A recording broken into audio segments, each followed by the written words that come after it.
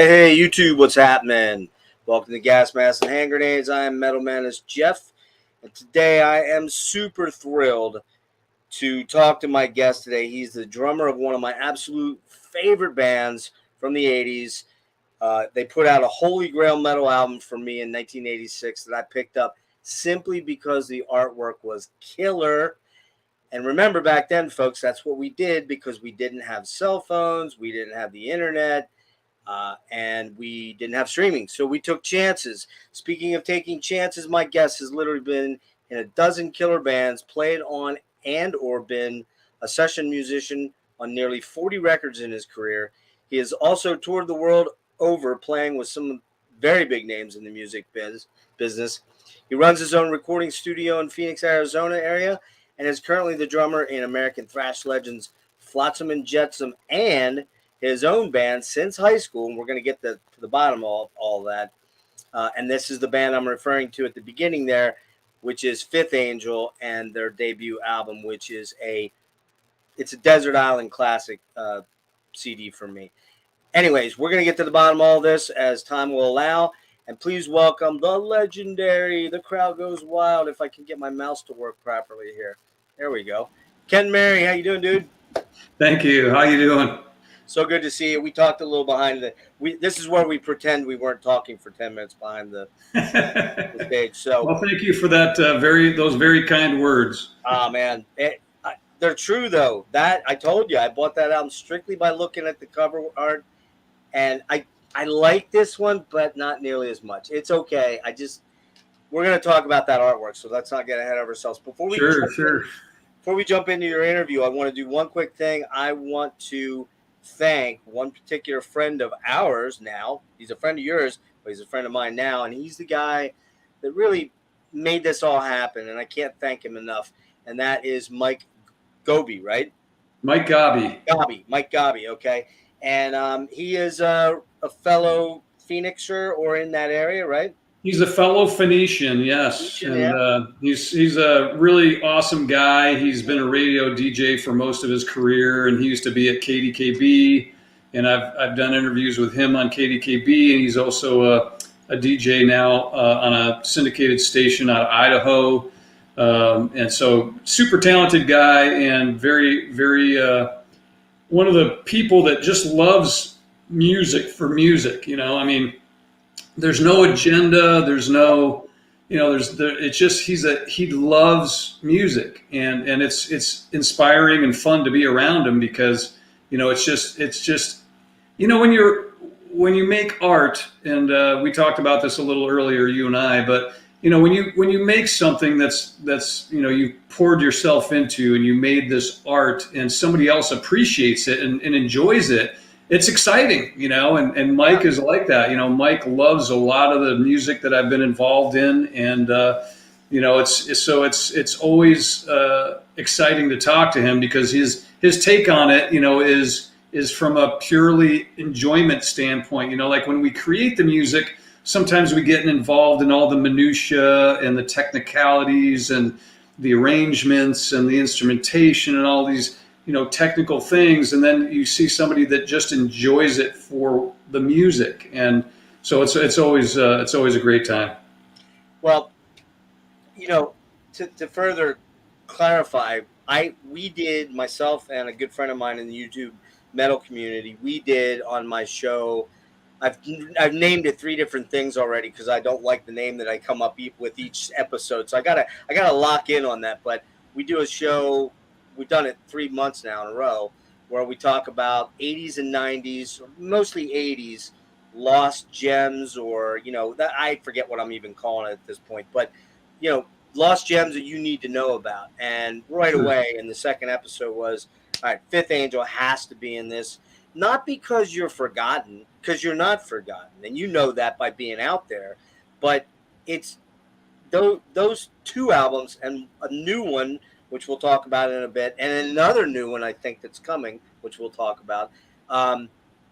This is killer music, man. And there's a lot of bands that put out like one great album, and then they just kind of they struggle after that, or they put out. And I can tell you why too. Well, we'll get into that, but I guess we'll get into that. Yeah. The thing that you have a lifetime to write your first album. That's the first thing. Yes. The second thing that's pretty much it. Yeah. Boom. Then you're put into the cattle chute, and they're making you produce product, and you then become not just an artist, you become a product. So, but you guys didn't, with those two albums, the first two albums, you didn't have a sophomore slump. And I want to talk about that in order, but let me get to who Ken Mary is first as a person. And I want to ask you a little bit to go back into your childhood a little bit, if you don't mind. And tell me, what are your first memories of music and that how that early exposure to music? We were talking about our first concerts, which I'd love to hear you relay to who's watching now. Sure. What are your first memories of music and how that affected you and carried you forward into your preteens and your teens? And then, give me that rundown there.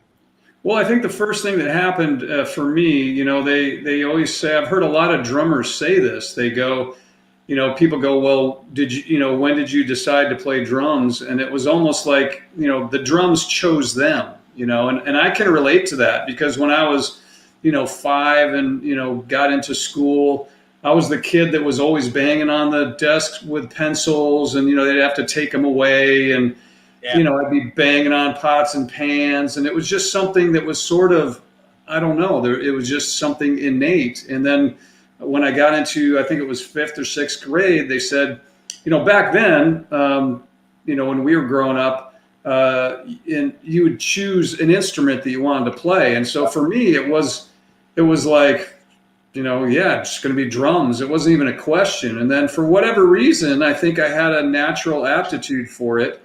And I also I also practiced very diligently as well. And I put in a lot of hours. My first year, I think I just played snare drum only. I didn't play on a drum kit. I just learned all the basic rudiments. I learned how to read music. I had a great teacher in Seattle named Dick Stenswind.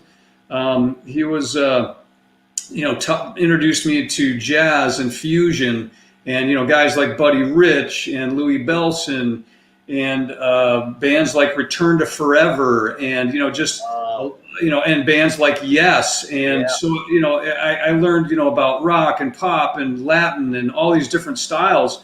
And so, it was really a well-rounded background. And then we can start talking about our first concerts, So I'm sorry. Do you remember your first, I'll throw this out there because I always do when I talk to people. My first 3 albums that I really remember, it's visceral. It's right there. Carole King, Tapestry. You remember, I feel the earth move under my feet. Yeah. Simon and Garfunkel, Bridge Over Troubled Water. Wow. Great album. And the other one would have been James Taylor, Sweet Baby James, Just, that was my mom's music that she played. She wasn't listening to Sabbath or Yes or something crazy back then, Atomic Rooster or anything like that. She was doing the basic stuff that you heard probably on AOR radio. But all those albums, seriously, all 3 of those albums are massive classics. Joni Mitchell, Blue, stuff like that. Yeah. And those are the things I remember. Do you have any of those poignant moments you were like, I remember listening to that or that? And then just a quick aside, I lived next door to 5 older boys that were ranged from 3 years older than me up to 10 years older than me. Right. They would play pool in the garage during the summers, and that's where I heard Zeppelin 4. That's where I heard Yes, Close to the Edge, Aqualung, Crimson, George Carlin, Wow. guys stuff like that. The Up in Smoke guys, Cheech and Chong. I'm hearing this stuff as a young kid, and I'm going, Queen. Queen. Yeah, Queen. This is the shit right here. This is the stuff. So do you have those kind of memories at all?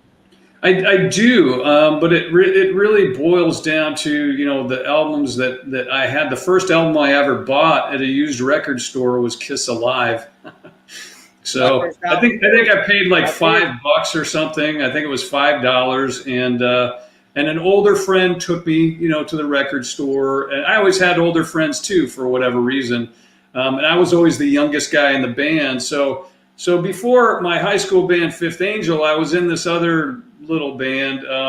We never played any shows or anything, but But I kind of got some of my chops down, and they were all Kiss fans, and so that was the first show. I mean, that was my first exposure to really rock and roll, and artists like, I mean, I think Kiss and Aerosmith were my two favorite bands in that time. And I saw Kiss. My first concert was 1979, I believe, Seattle Center Coliseum, and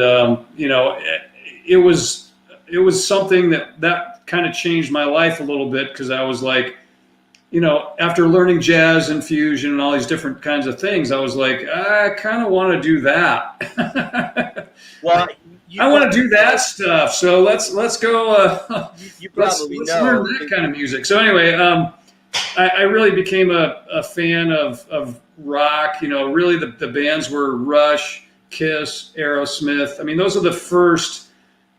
Queen is probably in there. I did have a Queen album. I want to say it was Another Used Record. I want to say it was, what's the one that starts with Tie Your Mother Down? Do you know which one I'm talking about? That's Tie Your Mother's Down is Day at the Races, I believe. Is that A Day at the Races or A Night at the Opera? Which one is it? Day at the Races, I think. Okay, well, I had that record. I had Kiss Alive. I had obviously Kiss Alive 2 and Rock and Roll Over, and I told Gene when I met him, when I worked with him in House of Lords, I said, "Well, you owe me about $1 million from all the stuff that I bought from you guys," and he joked. He said, "Well, no refunds, kids." So yeah, for him, no refunds at all. No. I mean, it's funny. I'm friends with Dave Ellefson from Megadeth, and it's the same for him. He was a Kiss fan. It was his first concert. I mean, if you look at the amount of guys that are in rock and metal that are Kiss fans, I was just gonna say Scott Ian, Mike Portnoy, everybody, all of us guys in our 50s, right? Because I think you're in your 50s. All of us dudes in our 50s, man. It was either Love Gun, Destroyer, Rock and Roll Over, or. Well, I had Destroyer. I had that album too. No, but I mean, that was our first show, was in that range. Yeah. Because Portnoy's a year younger than me. I think Scott Ian's like 1 or 2 older than me. And we all went, Charlie Benante, same thing. We all went to the same shows. Well, not just drummers. I mean, you talk about guys in the music industry that started out as Kiss fans. It's a massive number. I mean, it's just huge. But anyway, so that was really the beginning for me was Kiss, and then I obviously got into Rush and Aerosmith and Van Halen, and everything kind of, and Iron Maiden and Judas Priest, and everything just kind of snowballed from there. So I was pretty well rounded, I think, musically. I had a great background. I feel like I can play just about anything. But that was the music that moved me, inside, that really, it's funny you mentioned Zeppelin. I never really, I didn't discover Zeppelin until the later 80s. I was on a flight to Europe with House of Lords. No shit. And I had just bought like a portable CD player, and I was listening to Led Zeppelin 4. Yeah. And I was like, this is unbelievable. And I'm like going to the guys in the band. I'm like, dude, you guys got to check this out. And they're like, what, dude? Well, they're like, oh, you just discovered who Led Zeppelin was? And I was like, yeah, I guess I did. I felt like an idiot. I was like, yeah, I guess. 1980, when they announced 3 dates in Philadelphia, I was in 9th grade. We were stoked to go get our tickets. The day I think it was the day before tickets went on sale, Bonham died, and that's the whole thing went. And I was. But, well, listen, you answered a lot of my questions, which is cool. Did you have... Let's get back to the concerts, because I saw some incredible concerts when I was a kid. I saw, basically Kiss, Rush, Queen in their heyday. I never saw Queen. They had these cool lights that were up in the lighting rig, and there's guys sitting on them, and they used to come down and, just incredible light show and everything. And Freddie Mercury was incredible. And I saw The Who... Not with Keith Moon, but it was still one of the most. Kenny Jones. Kenny Jones, yeah, it was Kenny Jones playing drums, and it was still. I have friends, they're older friends, and they saw The Who with Keith Moon, and they said, "Oh, that was 10 times better," and I was like, And it was still, I thought the concert was one of the best concerts I had ever been to. So I don't know what it was like with Keith Moon, but this was still incredible to me. Either. And I'm trying to think of who else. The Police. They were another band that I loved that band.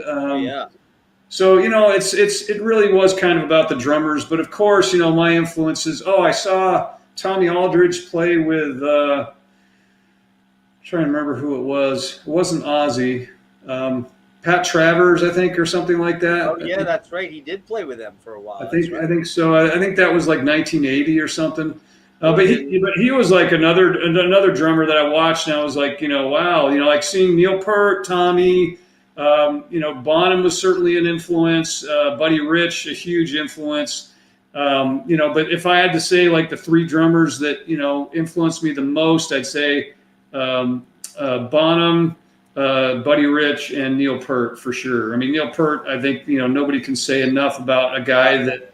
I think he opened the door to real drum composition, like really looking at drums as an instrument that you can create different sound fields with, and just a, tremendous creator, tons of respect, And he was a monster Buddy Rich guy.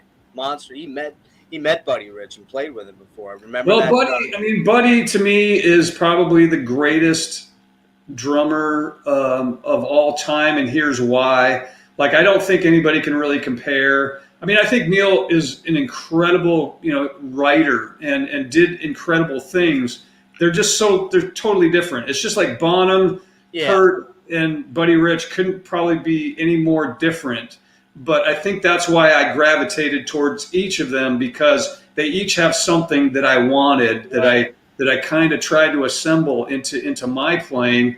And but Buddy Rich, in terms of technical prowess, I think he's probably and again, I'll back this up with why. But you got to remember, he was born in 1917. Nobody knows this. They do if they look on Wikipedia, but I actually share a birthday with him. I was born September 30th, and he was born on September 30th. Buddy Rich. But he was born in 1917. And when you think about, there was nobody for him to copy. There was nobody for him to be influenced by. I mean, I guess you could say Gene Krupa a little bit, but I mean, he was so far above Gene Krupa. I mean, just miles above Gene Krupa. So he had nobody to, there was no YouTube. There was no, all he could do is go to concerts and maybe see somebody that had something, but he had to write the book on everything that he played. And I got inspired to get back into playing because of Buddy Rich again, because I saw a video of him. This is, I don't know, maybe 20 some years ago. I saw a video of him. He was playing. This is right before he died. I think 3 years before he died, he was doing a show with Frank Sinatra in the Dominican Republic. And, Buddy comes out there. He's in his 60s now, and he walks on stage, and he looks old, and, you think he's going to sit down and just not be good. He wails. Dude, he rips your face off for like does West Side Story and just rips your face off for like 4 minutes. And I'm just going, and I'm thinking to myself, look, this guy obviously must have been in pain. He's almost at the end of his life. I guarantee he was not feeling 100%, and still went out there and just absolutely kicked butt. And I just said, if that guy can do that at that age, I have no excuse. My back hurts, whatever. Find a solution, because there's no excuse. This guy's out there kicking butt at that late in his career, and just still schooling everybody. Still schooling. And anybody that goes like, well, he's not the greatest. There's the people that can do what he, did and do more nowadays. And I'm like, yeah, go ahead. Let's see you do a video. Because I'm doing a video tribute to like Neil Peart, which I could do very well. It's hard, but I did a very nice job on that. I can do Bonham very nicely. Try and do Buddy Rich. I heard Andy Johns said you're kind of Bonham-esque. Well, he liked me. I think, Andy Johns was famous for firing drummers. He fired some very famous drummers. And the nice thing that the reason I got along, I think, very well with Andy is because I knew what he wanted, and I was able to play it, and and he was able to articulate it. He would sit at the soundboard. I don't know if you could see my arm, but the beat would be going by. He wanted to hear that snare drum just a hair behind the groove, like Bonham. He wanted a heavy backbeat. And I had learned, like when I was really young, I got a drum machine in the early 80s, and I learned to play on the click, ahead of the click, behind the click. Okay. And so like if somebody goes, hey, I want to be behind the click, very easy for me to do that. And I was able to do that and still play with feel. And I think that's why he was a big fan of mine. I mean, he enjoyed working with me, and I enjoyed working with him. I would ask him about Led Zeppelin stuff, a lot. I bet. What were they like in the studio? And I know how they mic'd John Bonham's drums. I know the drums he used. It's like I know everything that they did and how they got those sounds. And that's super cool, man. So it was a tremendous experience working with Andy. I want to ask you 2 quick questions, and then we'll move into your chronology and get going on the good stuff here. Not that stuff wasn't good, but the juicy stuff. Let's get to that. The band stuff. So did you have any other career planned as you're getting towards the end of high school, or was it balls to the wall, I'm going to be a rock star, I'm going to be a musician? Well, I think, quite honestly. As an addendum to that, because this is the other question, I'll put it in now. How supportive were your parents, and were they on board with this, or were they doing, hey, Ken, okay, we get it, you want to be a rock star, but we think you better have a plan B, so you better go to college, or you better go to whatever, trade school, or whatever. Do you get my line of question in there? I do. Well, I will tell you a very moving story for me, and that's my mother.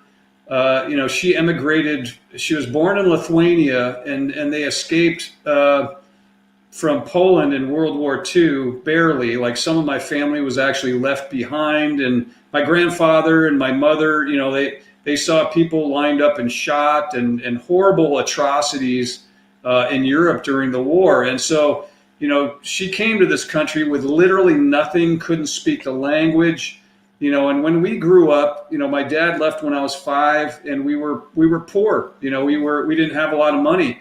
And when I started, but the whole thing is my mother was 100% supportive. I mean, she paid for my lessons until we really couldn't afford it anymore. And we told the teacher, hey, we can't afford to pay for lessons. And my teacher taught me for free. Wow. I know. He goes, I think he's one of my most talented students I've ever had. I'm going to teach him for free. And my mom was like, wow, this is great. Thank you so much. So, my point is my mother was always supportive, and as a matter of fact, she bought a drum kit, and I want to say must have been 1970, maybe 76, something like that. I'd have to think about that, but she bought a drum kit, and it was $150, and it was a lot of money. Chinese knockoff. I remember the name of it. It was called U.S. Mercury drums. And they were really pretty horrible. Yeah, right. But they had it had a Ludwig head on the front, and we didn't know any better. So I was like, yeah, it must be a Ludwig kit, So she bought it for me. I remember, she took me, and I'm just a kid, and she took me in. We looked at this kit, and we paid $150. Now, in that time, for my family, that was a crap load of money. You know what I'm saying? Yeah. That was not. In the 70s, it was not a small thing, because my mom was watching every dime, and she bought that kit because she knew that there, like I wasn't giving up on drums. Like I was working on snare drum alone, and I loved it, and so she went ahead and bought me a drum kit, and so I can't be thankful enough for the support of my mother. She was extremely supportive, because here's the thing. She didn't get to chase her dreams. You know what I mean? Like, she came from a horrible situation in a war-torn country. And so she was determined that we were going to get to follow our dreams. And so she was very supportive. Now, when you talk about going to school, I graduated high school at 16. I ended up on tour with Randy Hansen very shortly thereafter. And I don't know if you know who Randy Hansen is. He's still playing. He's on the Hendrix sort of. Yeah, he does a Hendrix tribute, and he's on a cruise right now. I just saw on Facebook, and he played along the Watchtower. He's still just killing it. He's a killer player. Killer player. But anyways, I was touring with him, and I played the Whiskey a Go-Go, and this is 1986. Well, hang on a sec. Let me just interject there for 1 second. So you're in school, or you graduated school, and then you graduated school and went on tour with him? Yeah, I went on tour with Randy, correct. How did you get out of school at 16? Did you graduated early? I graduated early. Well, I was really good in school. I mean, I will tell you this. I was a straight A student, and nice. and I actually, when I got out of school, I actually started taking college courses on my own through the University of Washington, but the problem was it didn't last because I'd be on tour. And, everybody else is going out and partying, and I'm, working on calculus. It lasted for about, I don't know, probably about 3 months. And I'm a very disciplined human being. You have to be a disciplined person really to learn how to play and all those kinds of things. But it was even too much for me. Like I just couldn't, back in that day, there was no YouTube where you could internet. No, you couldn't do internet courses. It was like basically trying to teach yourself out of a book, and it was drudgery, and I just didn't enjoy it. So anyways, but shortly thereafter, I ended up on tour. We were playing the Whiskey a Go-Go with Randy, and some people that were working with Alice Cooper's management saw the show, and they said, "Hey, do you want to come down and audition?" And now you got to remember, I'm pretty young here, and they said, "Well, we're not flying anyone in, but if you want a spot, we'll save you a spot." And so I had to decide. I lived in Seattle. I think it was like a $350 flight back in that time, which is back in that day is again a crap load of money. Yeah. And but I was absolutely going to take my shot. It's like I was like, book me a day. I'll fly down and I auditioned for Alice, and then next thing I knew, I was on a world tour and playing in front of, I think we did our fifth show was live on MTV. 22,000 people, sold out Joe Louis Arena in Detroit. And you're 16 or 17 now? Well, let's not get into that. But okay, I was young. Let's put it that way. There'll be some legal isses there. There might be some things that I don't want people to know. But yes, I was very young at the time. We kind of jumped ahead, and I wanted to get this straight because the factual info out there is most sources is that Fifth Angel was your first band. That was my high school band. Yes. Your high school band. So you're going to school with Ed. Yep. And Ted. Who else? Ted Pilot. Ted. Okay. And but they were older. They were older than I was by a good chunk. They were already out of school at that point. Yeah, I think that they were already gone at that point. Okay, yeah. So how does that band form? Well, this is what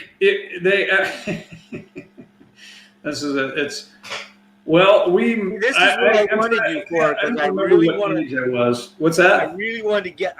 This is what I wanted. I really wanted to get the real Fifth Angel story from the beginning, like how it happened, how you got into all these other bands while you were still in Fifth Angel. And then that's a good question. Well, the whole reason. Well, the Fifth Angel, it was a very interesting scenario because. For me personally, I was willing to put everything on hold to be in music. You know what I'm saying? Like I was kind of willing to risk it all to make music my thing. And I think the problem. I think one of the problems in Fifth Angel is we had some very intelligent guys in that band. Ted's a brilliant. He's a he became an endodontist. I mean, you're not able to do that if you're not one of the sharpest tools in the shed. And Ed's brilliant. The challenge we had in that band was, people weren't. We saw. I'll just go back one step. We saw Queensryche. Queensryche got signed, I think, and came out with an album in 1983. 83. Yep. We saw that in 82, but I think the EP came out in 83. Right. Right, but we saw that, and Queensryche's first tour was literally opening up for Dio. You know, they didn't go slug it out. They didn't go slug it out in the clubs. Nope, they weren't, you know, banging their head against the wall for 10 years. They were smart. They went into the studio. They had a great music. They recorded an incredible EP. They put it out in Europe. It ended up being on the cover of Kerrang.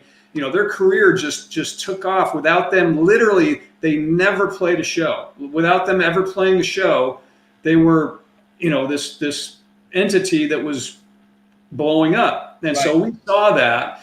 And so how we originally got together is Ted and Ed were in a band, and they were looking for a drummer.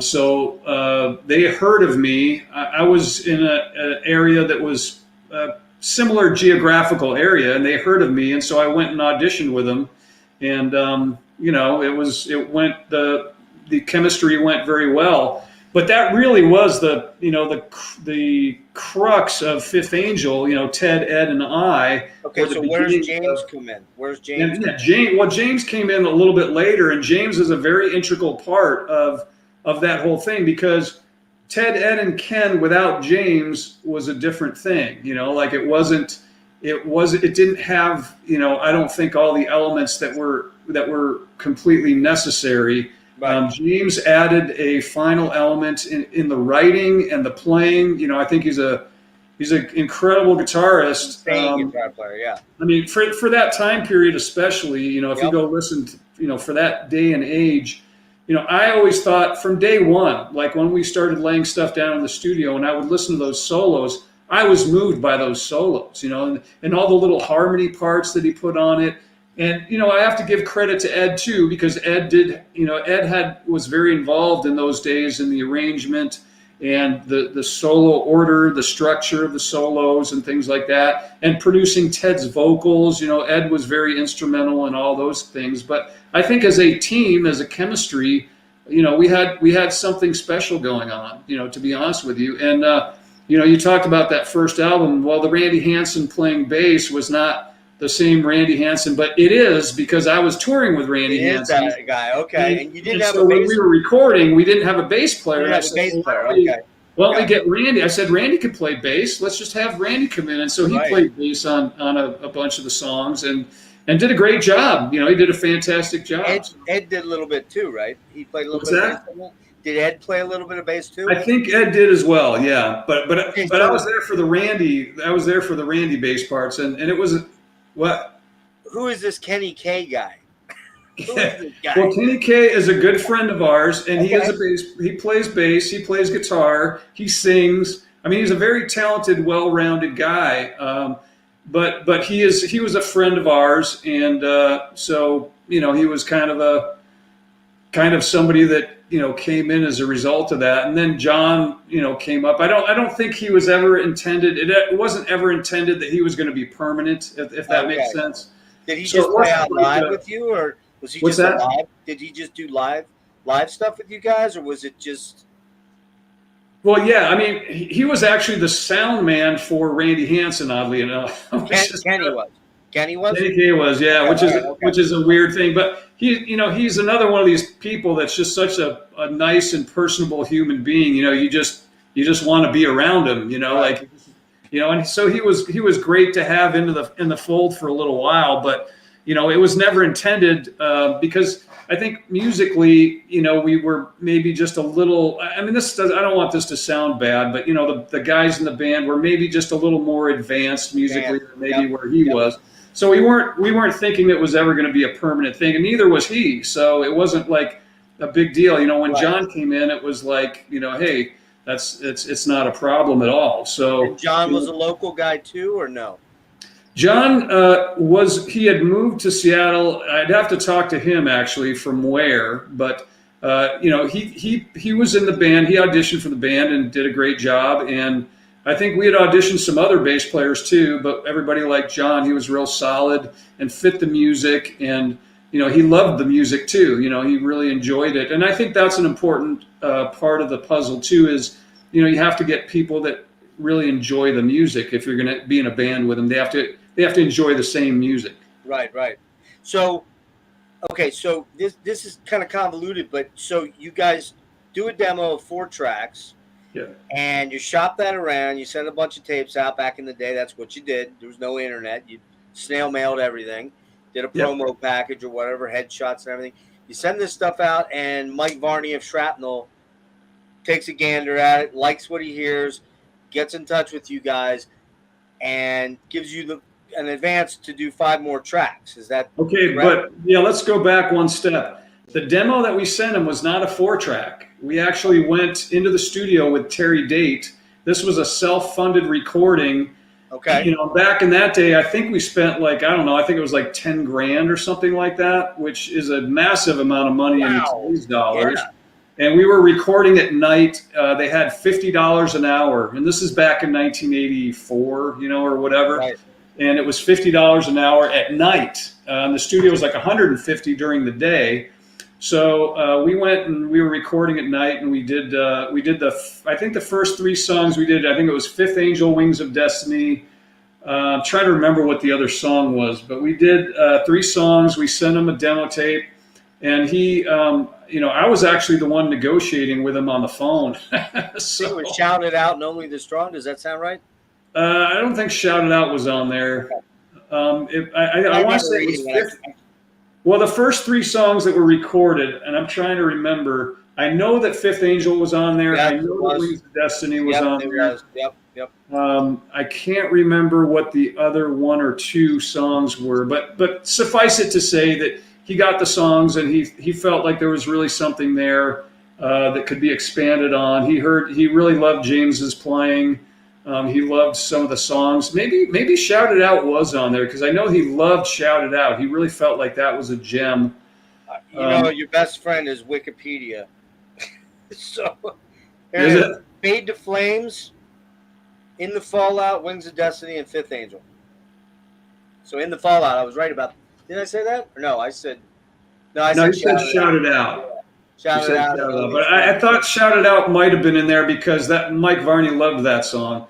But that's what it says. So you did that at Steve Lawson Productions. Yeah, that was Steve, which became Bad Animals. Bad Animals. Later on, the Heart bought. So yeah, it was a pretty, you know, nice studio back in that day, and it was 24-track analog, an MCI console, and that's where we recorded that entire first album with Terry Date. That was Terry Date's first album. I know that, and then he went on to do fucking some amazing you know, Pantera. You know, he went on to do Pantera and Limp Bizkit and Deftones and you know, all kinds of stuff. Multi-platinum. What's that? Soundgarden.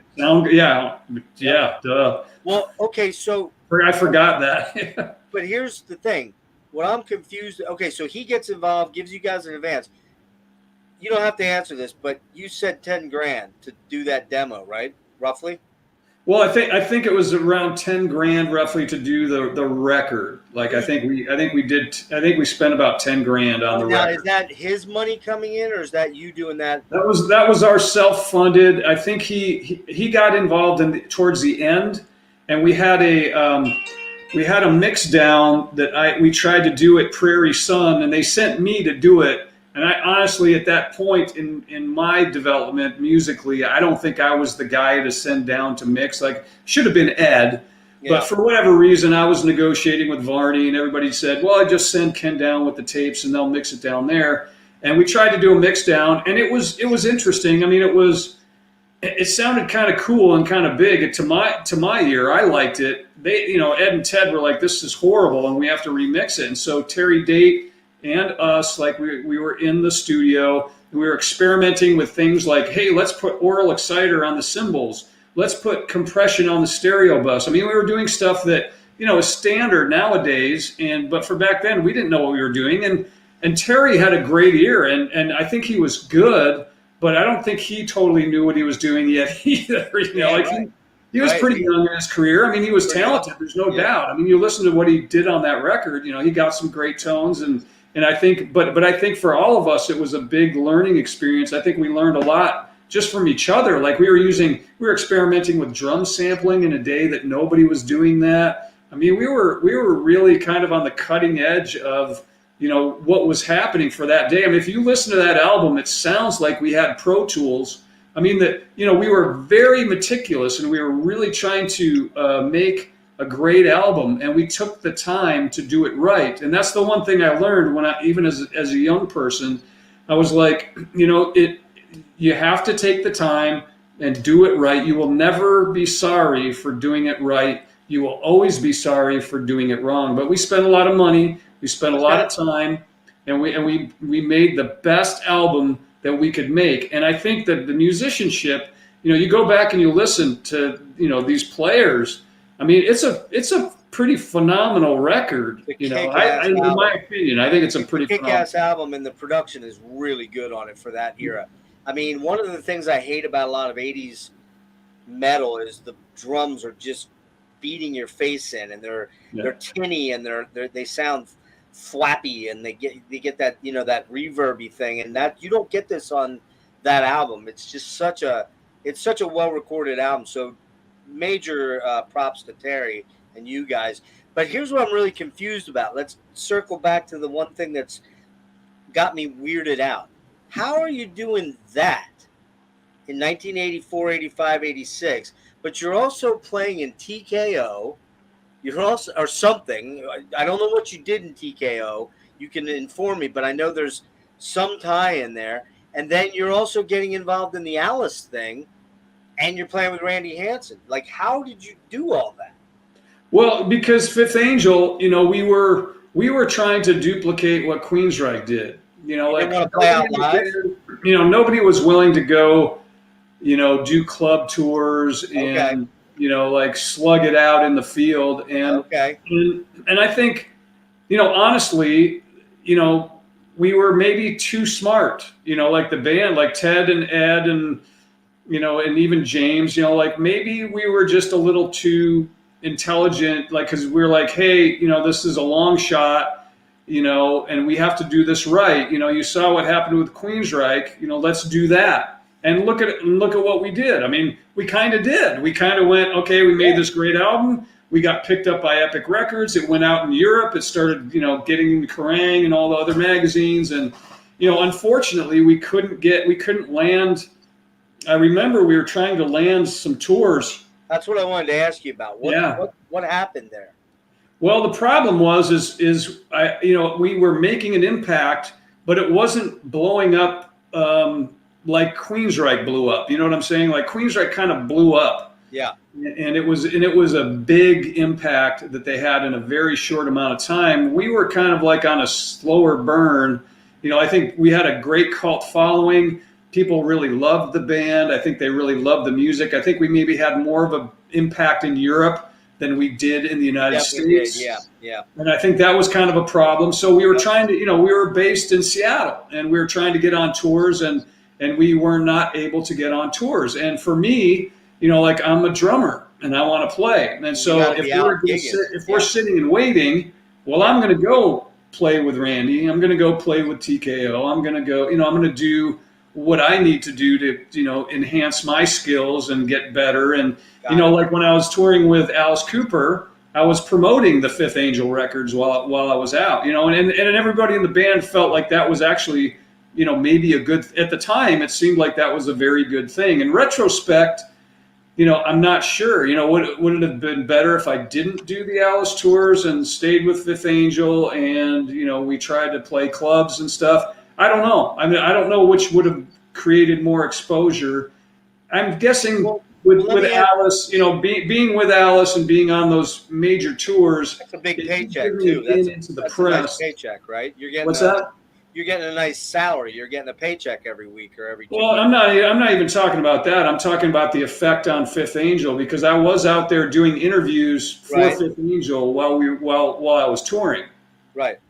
And I would have been able to meet those. Back in that day, there was no internet. So to do, if you're going to go, do an interview with Kerrang, or you're going to go do an interview with Metal Forces or whatever, you kind of have to be there. And I was there, and I was actually able to meet with a lot of the people that, were instrumental in promoting, artists like Fifth Angel and Flotsam and Impelliteri and, even House of Lords, like these people became lifelong friends for me. So like a lot of the journalists. Well, I guess what I'm a little confused on is, are you kind of saying that the other guys in the band didn't want to go do the club thing, so they were kind of hanging back, and were they working day jobs, or I mean, how Well, were they? Ted was in school, and that was the big that was the big thing. He was in university, and so Okay, it's like, okay, do you want to take the risk of dropping out of school got it, to go play a bunch of club dates with got it. 30 people showing up probably at first, Yeah, like, yeah, you have to, yeah. you're going to have to, it wasn't like Queensryche where all of a sudden, we were getting offers to tour with Dio and Judas Priest and things like that. I mean, Okay, that didn't happen. yeah, So because that didn't happen, I think, it would have been a tough thing for Ted to just go like, yeah, I'm not going to go to school. And again, we're pretty smart guys, yeah. He had a plan B, basically, is what it Well, was. and I think that was, Yeah, I think for everyone, it's tough because the music business is very dicey, and it was even dicey back then. It was oh yeah, now it's even worse. But yeah, back then it was a long shot at best, and so it was hard to. And when you're smart and you know the odds, like I think it's almost better to not be smart. yeah, right, Like yeah. where you just you're just like, I don't care what the odds are. I don't care what's going to happen. I'm going to go do this. I was a little more like that, like I was a little bit more of a riverboat gambler where, right. I'm going to go and, I'm going to spend $350 and fly myself down to audition for Alice. I know that there's 3 days of auditions and I probably won't get it, but you know what? I'm going to take this chance. I'm going to do this. I'm gonna take a chance on myself. It's like I'm a little bit more of that kind of personality, and and I think that I don't know how it would have played out if it would have been different, because we didn't have those opportunities like Queensryche had. So Okay. maybe it wouldn't have helped at all. Maybe it wouldn't have made any difference. Maybe the band would have had less of a mythical status. I don't know. Well, okay. So there's a little more confusion sets, and that answers like the TKO and the Alice stuff. You just had opportunities, and you were like, you know what? I want to be a professional musician. I'm gonna do this. I'm gonna take the shot, and it paid off in a lot of ways for you, because you got these opportunities where the other guys were like, nah, we're gonna lay back and see if something big pops, and then we'll call you. That kind of sort of thing. But okay, so the confusion. Well, I don't want to be misunderstood either, because when I just when the Alice opportunity came up, that's something that they were in agreement with as well. They were like, yeah, you should go do this. Yeah. So it's not. I don't think it was like they just wanted to sit back and not do anything. I think they were genuinely hoping that that the timing would be right. The record would take off, and if it wasn't the first record, hopefully the second record. Right. All right, but I think it was also a little tough. I will tell you one thing, that it was also tough to watch what the label was doing, because this is. I was going to ask you about that. Yeah. Go ahead. And that's another thing that kind of, I think, cemented Ted's decision in some ways. Like, I think where he was like, yeah, I'm not going to drop out of school for, they were lumping us in with some bands that we really felt like had nothing to do with us in the promotion. Yeah. And you'd see group ads instead of like an ad for Fifth Angel. Like, you could tell that, the promotion wheel. Trying to shove you into a box. They weren't spending a lot of money on us, and that was the other thing too. They weren't. Can we back up? They weren't going like, we're going to put everything into this and make this happen. And as well as I do, that's what's required. And again, you got a group of guys that are not dumb, and we're watching this going, hey, they're really not putting the money in, and this, it's not going to happen. So I think our hope was at that point was really the second record. We're going like, yeah, this isn't going to happen on this record. They're just not putting enough funds into it. So let me ask you about that. So you guys are signed to Shrapnel, okay, for the first album. Epic comes in out of nowhere, because you get involved with what are they called? You know the name. Something production company. Where the heck was They're talking about Concrete Marketing? Yeah, Concrete Marketing and Management. Yeah, they were great. And they somehow slant you Epic's way. Is that how I read it? Well, yes, that's well. And then what happened? I'm trying to remember what happened first. To be honest with you, I don't remember if Epic called us and then Concrete got involved, or if Concrete got involved and then called us. It probably was Concrete taking us to Epic is probably what happened. But I do know that in Europe we were selling, like, we were on the charts higher than a lot of the bands that they had on the label. Right. And I do know that we started getting calls from labels, and Epic, they flew a guy out, came to a rehearsal, I guess just to make sure we could play or something. Yeah. And they took us out to dinner and wined us and dined us and signed us to a 7-album deal. And I can't remember how many millions it was. It was like a $21 million deal over 7 albums, which doesn't mean anything. I mean, it's not like somebody. I was going to say, explain what that means. What does that mean to you? Okay, that means that your first album you get, 50,000 or 60,000. The next album you might get, 180,000, and then the album after that you're going to get 300,000, and then the album after that. So by the time you add it all up, it could be like a $21 million deal with videos and album budgets and touring, right. Blah blah blah. Right. But that doesn't. It never shows up like. It's not like somebody gives you a check for $21 million. $21 million, okay. And then in reality, theoretically speaking, you're just borrowing that money from them anyhow because you have to pay them back, right? You do. You have to pay it back through your royalties. So if you get 10 points on the deal, let's call it an even 10 points to make it easy. And let's say an album's $12. That means you get $1.20 from that record. And so you're paying them back all that money off of that $1.20. They're not recouping it out of the other money that they're making it off that record. Exactly. So it's a really, mathematically, it's that's another tough thing. We're not stupid guys. So we're sitting there going, even if they put a lot of money in, we're never going to see any money from this. And, you have to make a living too. So yeah, exactly. It was a tough thing in that day and age because, it wasn't exactly cheap to live and you had to make a living, and we weren't able to make a living at it at that point. Makes total sense now. All of it makes complete sense. So you do the second album, you're working on the second album though, and something happens. You basically, let's see, let me read my note here so that I know what I want to say and how I want to say it.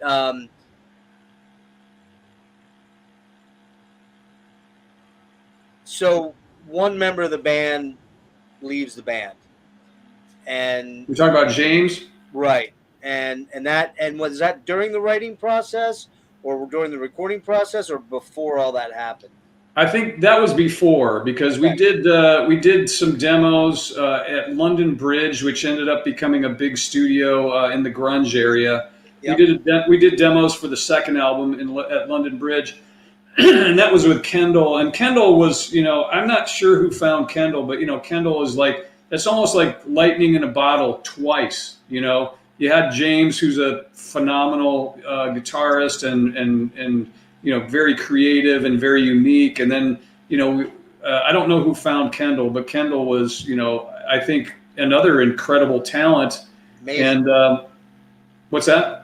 Amazing player and amazing. Yeah, amazing player. So talk about down the road. So yeah, it's like I don't know, how the band got that fortunate, but anyway, there's a lot of things. There's a lot of things that happened in this time period between the first album and the second album. I think I personally was looking at what the label was doing and was very concerned about the future. I'm just going, hey, they're lumping us in with these group ads. They're not really putting money into us. So I was on tour with Alice, and when Gene Simmons from Kiss approaches you, he was putting together House of Lords. Okay. And so some guys in House of Lords saw me play with Alice in Los Angeles. I think I'm trying to remember where it was. It was a major, big Coliseum somewhere, and I just remember guys from Motley Crue were there, guys from Poison were there, guys from House of Lords were there. I mean, tons of people were at that show. Right. And, so I got called, shortly after to see if, I'd be interested in being in House of Lords. And I was like a little skeptical at first, but Gene Simmons is a pretty convincing human being, especially when it's one of your idols when you were a kid. Absolutely, yeah. So and you got you got the cachet of Greg Giuffria, who's sure, a pretty big dude during the 70s. Yep. And he had Angel, and then he had Giuffria, and now Giuffria had a huge hit with "Call to Your Heart." Yeah, and Greg was no slouch by any means, but for me, it was probably mostly Gene. Just saying, "Hey, I'm really serious about this band. I'm going to make this band happen." And he did his best. I mean, he really did work hard on making House of Lords a success. And I think to some degrees it was a success.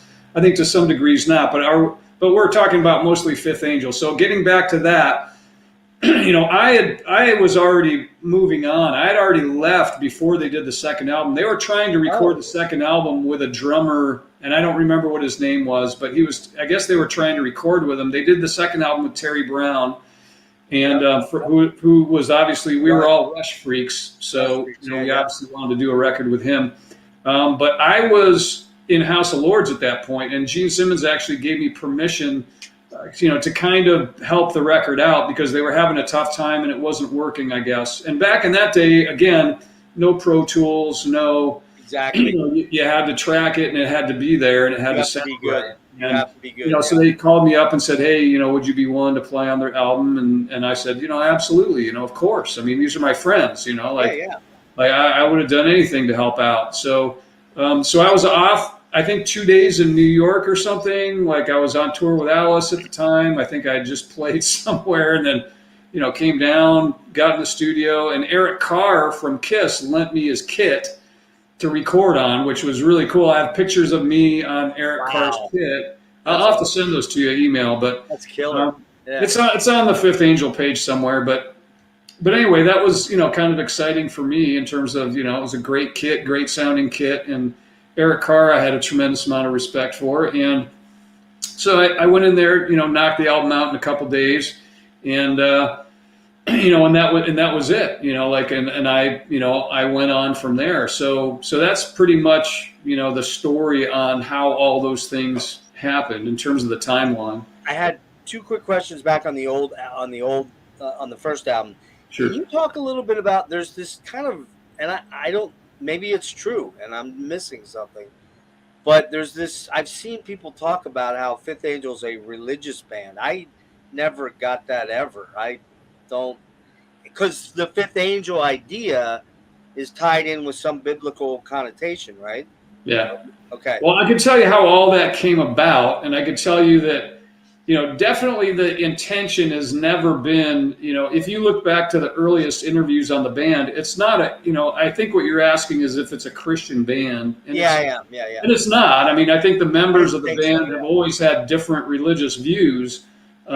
And still do. Like all the guys in the band now have different religious views. So it's not. I would say it's definitely not a quote unquote Christian band. Now on the flip side, I will say that the influence of the lyrics, like even going back to Ted's earliest interviews, he's saying, "Hey, I'm talking about the state of mankind. That there's just the different things that mankind go through and the Angel and Wings of Destiny and."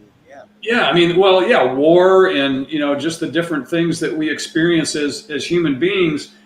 But I will tell you where the name came from. The name came from Matt Pilot, which is Ted's brother, was taking a theology course or something. And, the way Ed says it, they were talking about, these angels, and they were, they were looking at Revelations in his theology class, and Ed was like, "Wow, angel, that one first angel, second angel, third angel," and so they just went through the names, and they were like, "Oh, Fifth Angel, oh, that sounds kind of cool." And when you think about it, Fifth Angel was, I think, the first of, because now there's Dark Angel and there's Death Angel and there's blah blah Angel. Yep. Back then, I think there had just been Angel in the 70s. I don't think there was another Angel band, period. Yeah, there was just Angel. You're right. I think you are right because Dark Angel and came out after you guys. And you're right. There's all these. I think all of them did. I think all of them came out after us. So, but anyway, the idea was, the Fifth Angel in Revelations is kind of he's a heavy dude. He has the key to the pit and opens it up, and all these horrible things come out. And we thought, wow, that sounds kind of cool. So that is cool. I love that. Yeah, it is kind of cool. So anyway, but that's not to say that there are, like on the new album is basically a story. It's a fictional story that we created based on all of the lyrics from all the albums, and we made a story out of it on the new album. And so, to say that it doesn't have any influence, well, it's pretty heavily influenced by Revelation. So it's like, but that's what the band has always been. I mean, it's like if you look at, we're talking about nuclear war and the fallout. We're talking about, false prophets and angels and, all these different things. So, it's always been very heavily influenced in that direction. And, so we've actually kind of woven all of that into the new record. Like that's really what the new album is. Well, let's hold off on the new album real quick because I want to get through a couple more things, and then we'll tie that up with that, and then I'll do a couple quickies because we're at an hour, and I don't want to keep you forever. But I hope you're enjoying the questions because these are. Well, they're great questions, and actually, you're right. Nobody has asked these questions before. My mind's running this. It's like running like a hamster wheel right now. I'm trying to keep myself, linear here. Otherwise, I'll have you till like 7 o'clock tonight. So, the artwork. Were you involved? Who was involved in picking that? Was it the label? Was it Shrapnel? Was it you guys? Where'd that come from? Yeah, you're talking about the first album. Yeah, the killer artwork, not the reissues. Got you. The original artwork, that was an artist that Mike Varney sanctioned.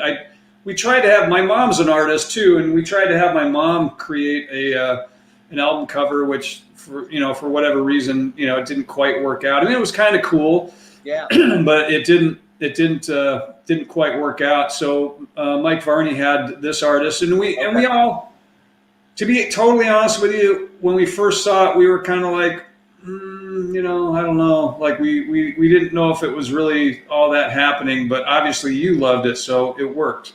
Dude, I saw that and I'm like, right away, I'm like, I'm in. I'm all in, man. A Pegasus creature with a dragon snout with fire erupting everywhere and that killer logo. I'm like, I'm all in, man.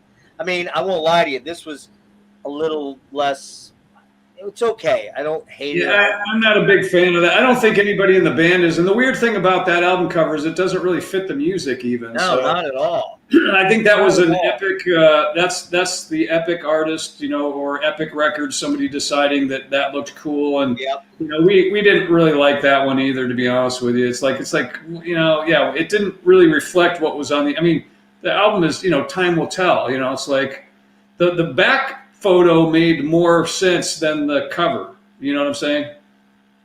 Yeah, exactly. Yeah, it does. It's weird how that. Yeah, I mean, I was always kind of wondering whether some bands, they're big enough they can pick their own art. But I guess you guys weren't quite at that level where the label wasn't somewhat involved. Well, it's tough to argue with the company spending the money. Exactly. Yeah. They're writing the check. You're like, oh, but we don't want that. Sorry. Yeah, they're like, well, you're gonna like it, Trust us. You're gonna love this cover. So let me ask you this: do you know what your budget was for the second album? I do kind of roughly. I want to say it was around 180 or something like that. It was a pretty good sized budget. I mean, Terry Brown, I think, got paid like a good chunk right off the top, and then the rest, we spent on studio time and mastering and recording and tape and transport and staying in New York City and other places. So the budget was much higher on the second album. Was Kendall younger than you guys, or is he older? Is he in the same age as you? Because I got the impression he's a little younger than all you guys. Oh, well, I think he's younger than Ted and Ed. I don't know how old Kendall is, but it's really weird. Back in that day, nobody really gave that much thought. Nobody was like, "Hey, how old are you?" It's like, I don't even know how old Kendall is right now. I don't know how old Kendall is. I think he's 50, dude. I think that's what I saw somewhere. 50. Okay. Well, if he is, then he's younger than me. So yeah. So you weren't the youngest guy in the band at that point, then maybe. Well, I'm wondering if he's 50 though. I don't think he's 50, but Okay, I could be wrong. I could have swore when I had a little interaction with him. I don't know if I told you that. He had a YouTube channel, and he was posting some pictures. And he did a Scorpions robot. What's the song? Robot Man. The one I can't think of the name of it. Anyways, the Uli Roth song. And look, let's be honest, man. Kendall has a fucking amazing voice. That dude sing his ass off, man. In terms of talent, I think Kendall is, an incredibly talented musician and singer. And he's a great writing partner. Like, we had a great time writing Third Secret, and it went very fast because I feel like what I'm deficient in, he made up for, and I think what he's deficient in, I made up for. Like, together we really wrote well together on that record. Dude, I'm gonna get to that in a minute. That album blew my mind. It blew my mind. Oh, thanks. You guys were away for 30-some years, and you came back with a record that absolutely slays. So I'm really excited for the news about the later on. But I just wanted to get to Time Will Tell is a little more commercially angled. I think you'd agree with that, right? Yep, absolutely. And that was the label kind of pushing you in that direction, I'm assuming. Well, I think it was us wanting to not be, we wanted to have a real shot, like we wanted to have the ability to be successful and, turn it into like a real career. I mean, I wasn't in the band at that time, but I can tell you that that's certainly the way everybody was thinking. They were trying to have a hit, trying to have a successful record. And in hindsight, was Ted still in school? Was Ted still in school at this? Did Ted graduate by then, or had he? No, he's still in school. Oh, he's still in school. Okay, so he's still kind of torn with, I want to be a rock star, but I also better do this and make sure this gets done. Sort of, kind of. I think so, and so far, that had not worked out poorly for him. Like if you look at the way they handled the first record, and that's why I said in hindsight, they always say hindsight's 20/20. This one's kind of a little bit murkier. You know what I mean? Like, would things have been different? Would things have been different if we were all totally sold out to this is what we're doing? Yeah. No matter what, we're going to slug it out. We're going to make this happen. I don't know. It still might not have happened. So it's like it's a hard thing to second guess. I just look back and go. I think we made a great second record, and I mean, the reality is, Ken, you guys got a lot further than probably 100,000 other bands all across the globe. I mean, there's a million bar bands and dudes thinking they're going to be rock stars somewhere, and they're in their 40s and 50s still playing the club down the street. And that's not to denigrate them, because there could be some real hidden talent out there. It's just how the breaks happen for X band or whatever. So tell me a little bit. So how do you feel about the album looking back at it? Because there's some great songs on here. As a whole, this is still a very good album. It's tough for me. I can't say it's better than this album. Or I'm sorry, I can't say this is better than this, because this just bangers. I personally, I'll just tell you what I think, and what most of the fans that I've talked to, like overseas, the first album's kind of magical. It's really kind of impossible to exceed it. If I had to pick between the two, I'd pick the first album. I mean, I would say that. I do like the second album a great deal. I think it's a great album. It's just I do think the first one, to me, is a little bit more, I'm not sure how to describe it. It's just a little more, like the production on the second album, I think, is better. It's awesome, yeah. Yeah, I think the production sounds better. I think it's, there's things I like about the second album better, but I think the songs on the first one, to me, I think are kind of magical. Yeah, kind of. Yeah, Wings of Destiny, Fifth Angel, and the Fallout. Dude, Cathedral. Cathedral was the second one. I'm going to send you, when we're done, I'm going to send you the links to all this. Well, you can go back and watch this, but I did a short on YouTube to like pump this up today. And I'm mouthing the words. I'm doing the background is the Fifth Angel thing, and I'm doing Fifth Angel, and I'm singing it. I pretty much nailed it, man. I pretty much nailed it. All right. Like I said, if you need a new singer somewhere along the line, you just let me know. I'll All step right. in and I'll do it for free, man, just because I want to do it. But anyway, so how this Howard Stern thing happened? What's the deal with that? Did you guys make any money? It was a cable access show, so I'm thinking maybe not. But how No, there was some money involved. It wasn't a huge amount, but there was money involved, and yeah, it was this theme song for years and years and years. And how it came about, I'd have to probably ask Ed. I believe it was a Concrete. The Howard Stern's in New York, Concrete's in New York. I think he heard the band and just he liked the song. I think is what happened. So. Okay. And then they just paid a royalty for playing it, and it wasn't that substantial. I mean, it was something, but it wasn't like we're not talking about like you're going to retire on or something. Life-changing money, right? It's not like you wrote the theme song to the Tonight Show or something. Right. Did you guys do any touring on this album? There was, to my knowledge, I was not in the band, after the album was out, obviously. Okay. And even before the album was recorded, I wasn't in the band. So that might be an Ed question, but I think the answer to that is no. I don't think there was any touring done behind that album. I'm trying to look here. I just noticed something. Are you on this? Which album? Hold on, I'm looking at something here real quick. Are you on there? Is one of those you? No, I'm not in the photo. So there's 4 guys. Dude, I did not know you were not actually in the band. You were a session guy for this album. Yeah, essentially. I mean, a little more than a session guy because these are my friends that I grew up with. Right. So.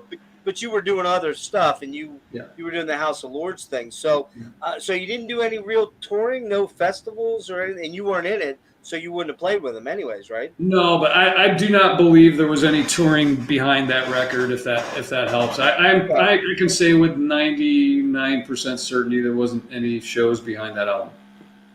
So you kind of answered all the money stuff about the advances and all that stuff. Here's the thing: when a record company cuts you loose and says, "Yeah, we're done. We put all the money we're going to put into it. And we're done." Do they just absolve you of that debt that they put out there, and they just cut ties? They do. I mean, they take the. They cut them off. The debt is that's something they're holding on to. But when you think about it, and you go, well, how much are they actually holding on to? Because obviously they're making. Whatever after manufacturing, maybe $8 a record, and we're making like $1. So, like how much are they out? I mean, I guess it depends on how many records you sold. I mean, I don't think we ever really saw any super accurate statements as far as how much. I don't know that you couldn't keep track of it back then. I don't think, really, could you? It was very difficult back in those days. There wasn't SoundScan. There was a lot of manipulation going on. There's a lot of backroom pressing going on. Yep. I mean, I remember back in the day, like there's some albums I played on where somebody would call me and they'd say, hey, in Europe, we just saw, 7 copies of this record in a store. And I'm like, yeah, it's not even supposed to be distributed there yet. Like, how is that happening? So, yeah, there was all kinds of shady stuff that went on back in the music business back then. So, but all that to say, like, how much money did they lose? I don't know. I mean, there was a video, there was an album. Yeah, the video wasn't all that off. Either. Yeah, they're writing all that off. They're just writing all that expense off. Yeah, exactly. Yeah. So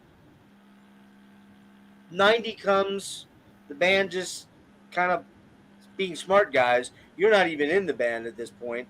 Right. The band splits up. I gather it was it just frustration with the label and just frustration with music's changing now. The grunge scene's coming in. The Seattle bands, which you are a Seattle band, but you're not a new Seattle band. You're an old Seattle band, right? Was that just, did Ed and Ted and John just go, you know what, man, let's shit can this. We're done. Let's go get jobs or go do whatever, and we're done. Is that? Yep, that's pretty much what happened. Is your screen frozen, by the way? You're frozen. I'm frozen. Yeah. Now you're moving. Oh. Is there a time limit to this? No, No, we can go whenever. Let me try something here real quick. Let me do this. Am I moving for you or am I frozen? You're frozen. I don't think it's on my end. Let me do you want to Are you continue? seeing me at all now? What's that? I'm still frozen on yours. Yeah, you were moving. You moved for a second, and then now you froze. How about I bounce you out and then try to come right back in? Is that cool?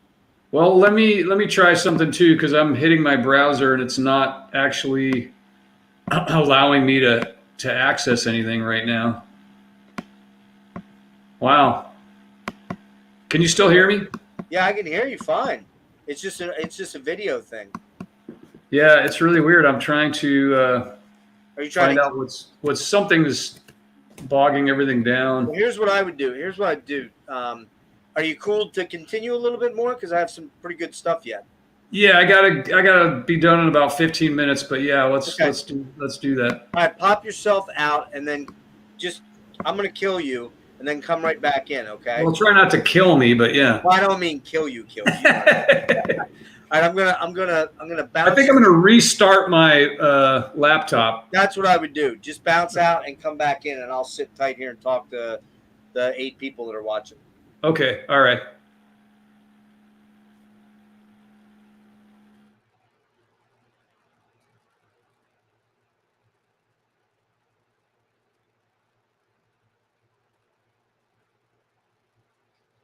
All right. Oh man, this is such a good interview. Such a great dude. Such a killer guy. Can't honestly thank him enough for coming in and clearing so much of this up. Yeah, he froze up, Nick. So he was going to reboot his computer. He thinks his computer might have locked up. You missed all the good stuff, man. We may have to do a part 2. Because I really want to talk to him about other stuff other than Fifth Angel, but I really wanted to know about Fifth Angel. So, yeah, man, that's what I do. Alakazam. That's what I do, man. That's what I do. That's my trip. I go deep and I ask deep questions, and I think Ken is appreciating that. And hopefully he can come back in. And I need to.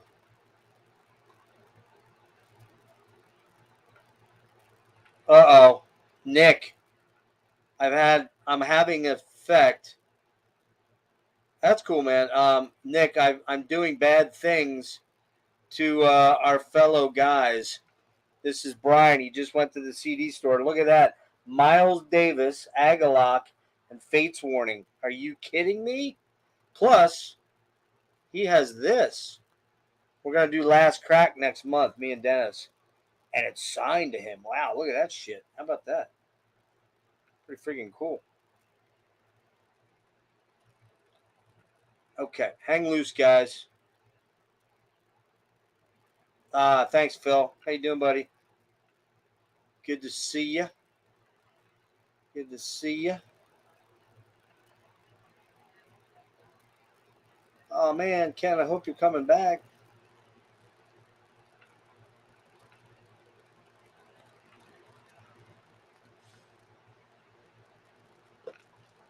He must have locked up. Maybe his internet locked up. That would suck.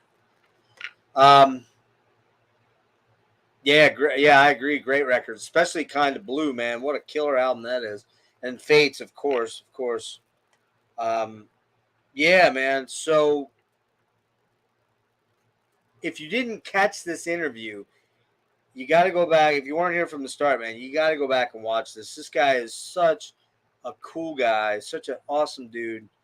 And we've had an awesome conversation. There he is. Yeah, I'm having to switch to my phone. Oh, no. Was your laptop acting weird or something? Yeah, it's doing something weird. Yeah, it took forever to start firing up. I was like, man, I'll just try it on my phone. So okay, well, I'll move through this quick. So the Fifth Angel reforms in 2009 to do some festivals. I don't think you were involved in that, right? I was not. Okay. There were some demos recorded back then. Have you heard those? You know anything about those? Are they around? Are they gone? Or I do know about those, and that was with a singer named Peter Aurelian and right. That was one of the problems I had with back then, and that's, we were aware that if you look, if you think about those first two albums, that they were something special. Because of Ted. What's that? Ted, his voice was so incredible. Well, it's not just the voice. I mean, it's the songs. It's everything. Right. It captured a time, and so the band had tried to do some demos for some years and had kicked ideas around. And honestly, I'm just going to be honest with you, it just wasn't Fifth Angel. I mean, it wasn't happening. Yeah, it wasn't happening. I mean, it just wasn't. It wasn't in the same league, and we knew it. And so we didn't really want to. We had tried doing it before, and then the first time, when Kendall and I started doing some writing together, like like for the first time, we were sitting back going, "Whoa, this is something." This is something good. And when the first songs that we did, I think were "Stars Are Falling," "Queen of Thieves," and "We Will Rise." I think were like the first three songs, and we sent those to Nuclear Blast and got signed off those three songs. So, Ken, I'm gonna tell you that third album. First of all, when I found out you had an album out, and I found it out during the pandemic, I started kind of digging back into my old metal, and I'm like, "Oh shit, I haven't listened to Fate's Warning." Someone was talking about Fate's Warning in the chat there. I haven't listened to Fifth Angel in a long time, and I threw those two albums in. I'm like, "God damn, man, I am so in love with these albums, right?" Right. And then I find out you have a third album out that you put out in 2018. I'm like, what? I pull that album up, I listen to it, and I'm like, what is going on here? Like, this album just absolutely is kicking my face in. It's so good. And that's what I want. I want an album to kick my face in, Sure. Literally. And it's killer. That album is so damn good, dude. But there's a problem. You can't get it in the United States. Yes, that is a problem. You know about this, right? You know that if you order it from Amazon, they're going to send you a CDR, right? I do know that. Yeah, we didn't know that when it happened, and then we were starting to get complaints from people, and we had to tell the label, "Hey, do you know that this is happening?" And they said, "Yeah, well, apparently, with their distribution deal, that's the way it works, I guess, with Amazon. They do a, on demand, because I guess, they don't know what the demand is going to be, and so they don't want to hold too much product." So, but yeah, that's kind of unfortunate. Yeah, it's very unfortunate, because it is. I agree with you. I think it's a super strong album. Oh yeah. And we kind of knew something was special. Again, when we did those first three songs, we're like, this sounds like Fifth Angel. This sounds like now we can be proud for the first time in, however many times we tried to recreate the magic in the past that didn't work. Like, for the first time, like, yeah, this is a chemistry that's working. And it was weird because it was a different chemistry. It wasn't, Ed, Ted, James, and me. It wasn't, on the second album, it was more Ed, Ted, and Kendall. This was more Kendall and I and John. Okay. And it was like kind of a weird, a divergent chemistry that nobody really expected maybe was going to, get those kind of results. But did you guys know that Kendall could sing like that? Well, here's the deal. He did some demos, and Peter sang on some stuff, and he's a great guy. And he is great. He's a good singer, by the way. He's a good singer. He is. He's a great singer. But somehow, for recording the songs that we were doing, it just wasn't quite there. And Kendall sang on some songs and sent me those things, and I was like, dude, you got you just sing on it, And he was like, all right, he didn't want to sing on it at first, to be honest with you. Really? Yeah, he didn't want to sing on it at first, and then we basically kind of just went, well, who's gonna be able to do these songs better, and really, that's a great question. Who would be able to do those songs better? So anyway, that's what happened there, and for the first time, we felt like we could put an album out and be proud of it, and we did, and we are, and Ed's proud of that record too. Like, he listens to that record, he goes, man, this is a killer record. So it's a badass record, and let's get it out of the way. I mean, Kendall has a lot of Dio in him, and that's not a bad thing and in any stretch. But you're right. The music sounds like Fifth Angel now. Yeah. It just has that mystical vibe. It sounds new. It doesn't sound like it came from the 80s, but yet you could take those songs and put them in the 80s and they wouldn't be out of place. Yeah, I agree. And well, we called Kendall son of Dio. Is what well, it's very, very true, man. Very, very true. But you didn't do any. Did you do any touring? Did you do any festivals for that? We did do some festivals without Kendall. We did Rock Hard Festival. We did. I'm trying to remember what the other festival. We did another festival. Yeah, we did do some interviews and shows. So who's singing? Actually, that would be Steve Carlson. Steve, and he's the guy that's in now. Yeah, he's in now. Yeah, he's in. Well, and the interesting thing is, Kendall wasn't sure about singing the old stuff, so we were going to have Steve sing Ted's songs, and then Kendall would sing. Because we probably, for any shows, we would probably play, 3 of the songs off of Third Secret, and probably the rest would be off the first and second album. Right. And so we would have used Steve Carlson for all those. But, it was something where, Kendall, he's one of the most talented guys I know, of course, but I think some people don't like touring and traveling and, and all that kind of stuff. And I think traveling for him, he had some really bad experiences with some other bands and, he doesn't want to travel. And I understand that. I mean, that's fine, but, I don't know, it maybe it would have been nice to know that before we did the record. So he just kind of said, "Hey guys, I'm out." Yeah, he did. And the best that we can ascertain is that, he just said, he told me the story of, him, he had traveled, and I don't want to mention the band, but he had done some traveling overseas with another band. And it was apparently a really bad experience. And he doesn't like, it's very uncomfortable for him to travel. He can't eat the food that they have. It's a lot of it's like carbohydrates and sugar, and he has dietary restrictions, and just like I do, obviously, I have some of those too, and so it's uncomfortable to travel for him, and I understand that, but that's really the only reason that we know of that he decided he just doesn't want to do that, and that's fine. I mean, that's okay. But again, for me, it would have been nice to know that a little earlier on. Would have been good because you got a label involved. Yeah, you're setting all this stuff up, right? You got fans involved, and all these things, and people depending on you, and it's just one of those things. It's just like I said earlier in my email, bands are just weird things. They're like families, No, they're like marriages. They're marriages. They are. Yeah. And you know what? I wanted on this album, on the new album, I was trying to get everybody that had ever been in the band to come back. And, and we talked. Okay, I'm glad you said that because I have to James. I have to ask you this. I'm glad you said that. I have to ask you. I had heard a rumor that Ted was going to sing. Is that totally out the window?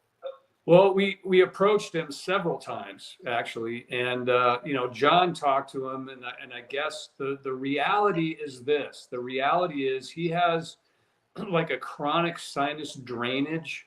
And I know this because I sing myself. So it's like I know what that feels like. And so his voice, he just said he can't sing like that anymore. He just can't.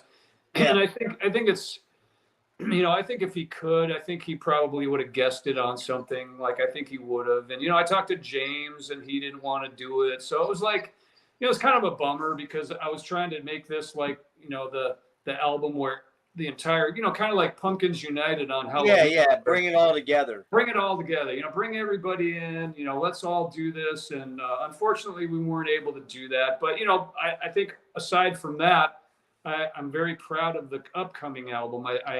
Talk about it real quick. What's going on and when's it coming out? You said it's a concept piece. It's a concept album. This is our, The Wall or Keeper of the Seven Keys or Operation Mindcrime or when you think of those things, this is it's a double vinyl album. It's actually almost 70 minutes long. Wow. Yeah. So sweet. Yeah, it's going to be. When's this coming? From what we're hearing about now, June 14th is what we're hearing. So are you done recording? It's mixed and mastered, or It's mixed and shit. It's done, yeah. So you've been working on that since 1819 over the pandemic? Well, we really started working on it around, I think, right around the pandemic, like around 20, I think, somewhere around there. I'd have to go look, but I think we started working on it around 2020. So, And it's coming out Nuclear Blast. Yeah. In Europe now. Is it gonna be over here, or is it gonna be the same thing? I can't answer that question yet. I mean, I do know that Nuclear Blast was bought by a company called SAS, Believe, out of France, and I know that that's a massive streaming. They're a big company, and they have tons of streaming. So, I mean, I can't answer that question. I'm going to certainly see what I can do to make sure that, it's available to people in the United States would be great. Yeah, I mean, I want to get the third album, but when I discovered it, I went to Amazon and found out that CDR thing. I'm like, nah, not doing that. And then I was going to order one from Europe, a CD. It was going to cost me nearly $50 for the CD. I'm like, with shipping. Yeah, that's crazy. Shipping was nuts over a couple. Now it might not be the same now, maybe lesser. And I think some distros here in the U.S. have brought copies in, so I could probably find something for in the 20 range, which that's fine. I have no problem with that. But I mean, that's $50 for a CD's like getting very spicy for me. I can't really do that. But I agree. I mean, I wouldn't pay $50 for an album either. So, but just to tell you, I think the fans of album 1 and 2 and 3, I think they're really going to like this album because the story weaves all of these songs from those albums together into this concept. So, we feel like it's interesting, and it's a little bit dark. I mean, I will say that. That's cool, man. That's cool. It's an album that, it's like it's a moody album. There's a lot of horrible things that happen on this record. Well, who's in the band now? So it's Ed, John, you. Yeah. And then who else now? Steve Carlson, and then guitar. On the album we have a tremendous player. His name is Jim Dofka, and he's a fabulous guitarist, more in the style of a James Byrd. And then also Ethan Brosh, and I also pulled in a friend of mine from Flotsam, Steve Conley. He did some of the rhythm guitars and helped me with some of the, we did some writing together and things like that. So he actually played a very important part on the record too. So it's kind of like, when I said, trying to do like a Pumpkins United, it's almost it's almost like the same thing, on this album. I tried to pull basically everybody in, that was really, I thought was going to be helpful to make a great album. Like there's a vision I had for the solos, and I wanted it to be a little more like the first album as opposed to the second album. Because Third Secret, the solos are obviously Kendall, and it sounds more like the second album. Yeah. This album, I would like to harken back more to the solos that were on the first album, and we did. We achieved that, and I'm very happy with the result of that. Like I think the original idea and concept that we were shooting for happened. So I think we're, you never know what to expect from fans because you just don't know what they're going to like or not like. Sure. But I suspect that the fans are going to really dig this record. I'm stoked, it's kind of a sad, the story is not necessarily a pleasant story. So, but that's the way the bands, if you listen to the, songs of this band, they've not necessarily been, pleasant subjects. So. Darker subjects are always better, man. Let's be honest. I mean, we all love our happy love songs, but they don't. And I love ABBA and the Beatles and all that stuff like that. But the Beatles' great numbers were their darker numbers, Sure. Yeah. A Day in the Life or, stuff like that where it's like darker. Look, I don't want to keep you much longer because you've already kept you an hour and a half. And could we do a part 2 at some point in time to talk about all your other stuff? Sure, absolutely. Well, it's great talking. Great. Yeah. Yeah, I'd love to talk to you about like Impelliteri and House of Lords and all the things that you did outside of Fifth Angel, but this was, I really wanted to not, the mystique of Fifth Angel. I wanted to get to the heart of the matter, and I hope I did. But two quick things. Was Steve in the band before at one point in time? Did he sing at a couple of festivals before, or am I just imagining that? No, he did sing at the Rock Hard Festival, but that's probably the one you're talking about that was televised. Yes.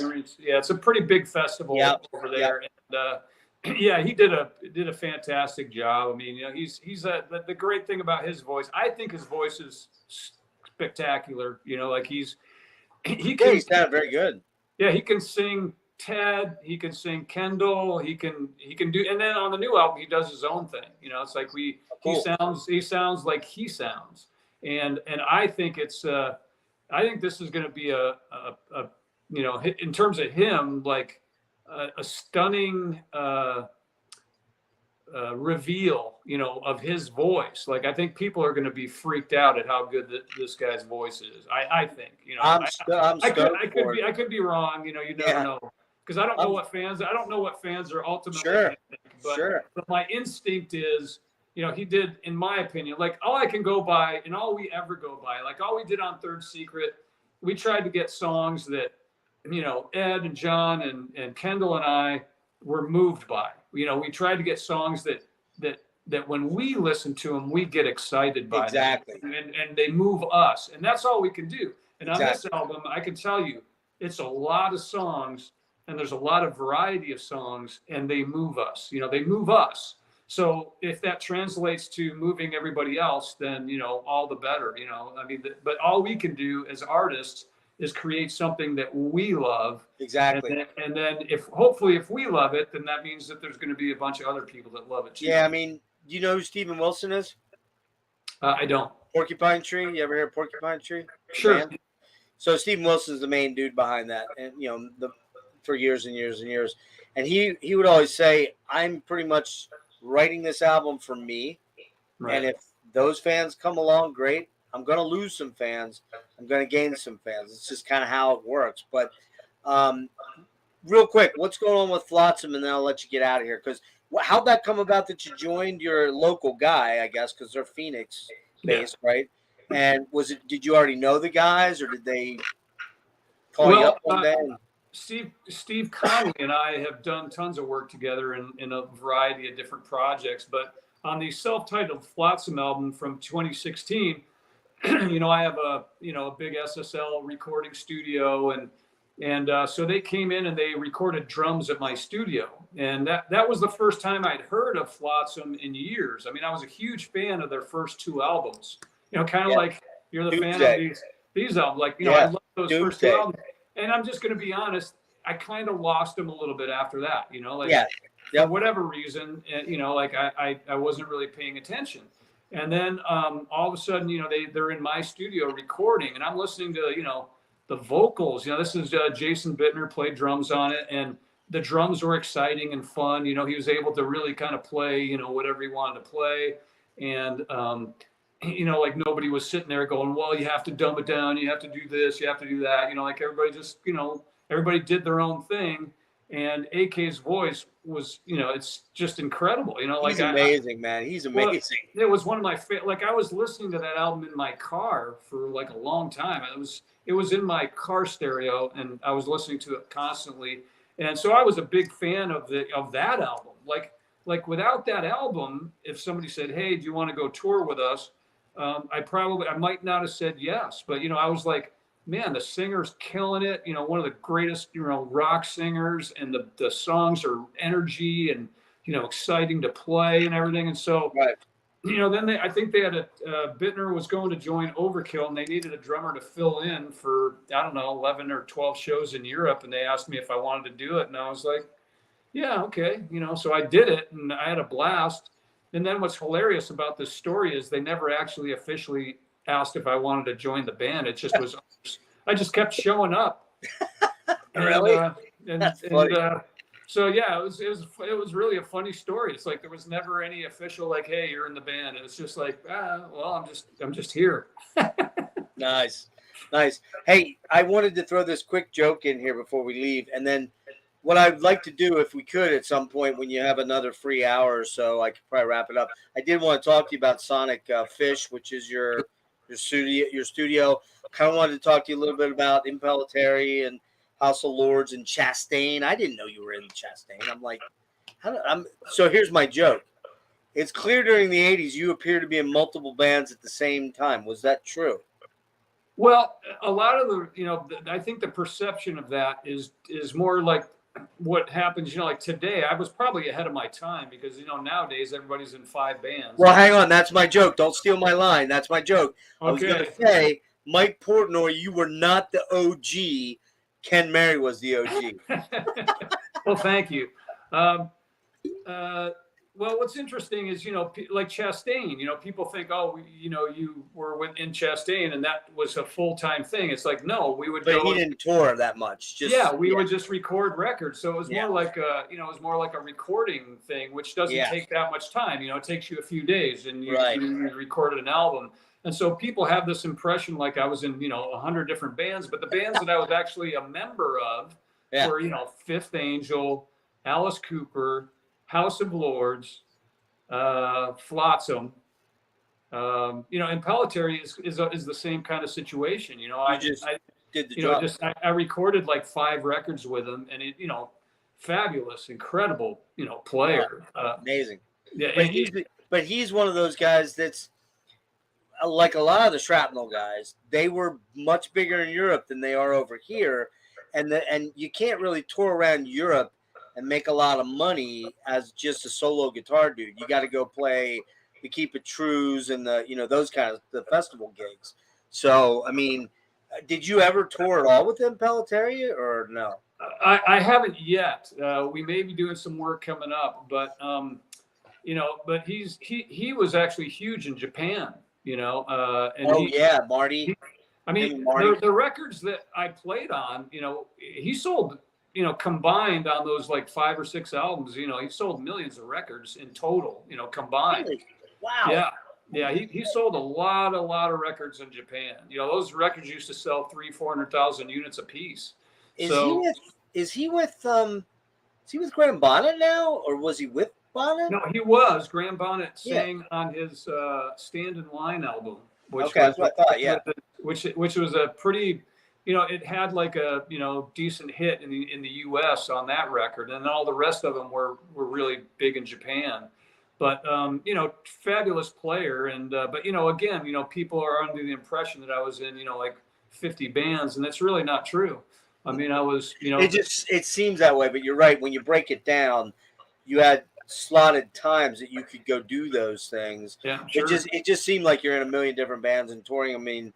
And back in that day, I will say this too. Back in that day, I played on Don Dokken Up From the Ashes. That's right. You were on that. I forgot. Yeah. It's another album people don't know that I'm really on because the crediting was so bad. But anyway, the point back then was, you had to actually play it. And so I would get called in on studio stuff because I was able to play to a click and have feel and go ahead or behind, or, I was able to use the click as a tool, but not have it ruin my drumming more or less. Like to just condense it down to one sentence. And so I used to get tons of gigs. I have ghost gigs where I've replaced drummers that people know the names of, brand name drummers that I was called in to replace guys to come in and do the studio tracks. Yeah, come in and do studio tracks, which I'm not going to say who and all that. I know, I got you. But the point is, back then there was no Pro Tools. You couldn't edit it up and make it sound good. You had to actually, play the stuff. Exactly. And so, fortunately for me, I was trained. I think I spent a lot of time, being trained properly and then training myself as well. And I was prepared for that kind of thing. And then once Pro Tools came out, it kind of, like now. Like I can record a drummer, like I've recorded drummers that have very little experience. Yeah.